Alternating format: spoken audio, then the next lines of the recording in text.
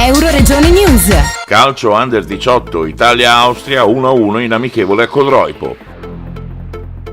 Pietro Rovaglia su calcio di rigore al 22esimo e risposta al 32esimo di Mustafa per l'Austria. Pubblico piuttosto numeroso e i più sfegatati erano sicuramente il vicepresidente della FIGC regionale Claudio Canzian, il presidente della sezione calcio della Polisportiva di Codroipo Paolo Sambucco e il sindaco della città di Codroipo Fabio Marchetti. Innanzitutto ringraziamo la società Codroipo Calcio per l'ospitalità, perché ci ha offerto un campo meraviglioso, veramente un campo di Serie A. L'Italia in quest'ultimo periodo spesso sta venendo in Friuli Venezia Giulia, quindi significa che noi siamo in grado di dare delle strutture per ospitare questi eventi.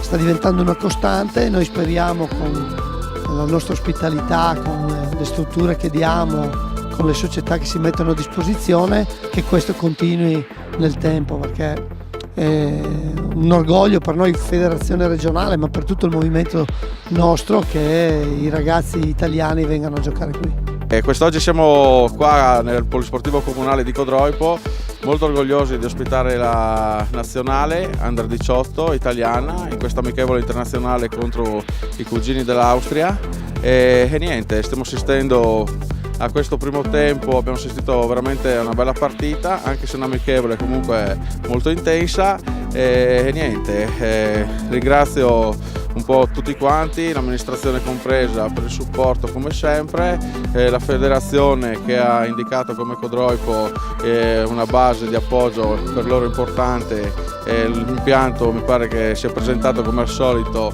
efficiente, quindi la giornata si sta svolgendo bene, insomma, bene, dai, come sempre. Codroipo, che vanta tra i suoi gemellaggi anche uno con la cittadina austriaca di Maria Wort, oggi ospita gli amici austriaci che si stanno contendendo un bellissimo match contro la nazionale italiana Under 18, questi giovani talenti del calcio italiano ed europeo che ospitiamo molto volentieri nel polisportivo della città di Codroipo, che più di qualche volta è stato teatro e oggetto di scelta da parte della Federazione Italiana Gioco Calcio.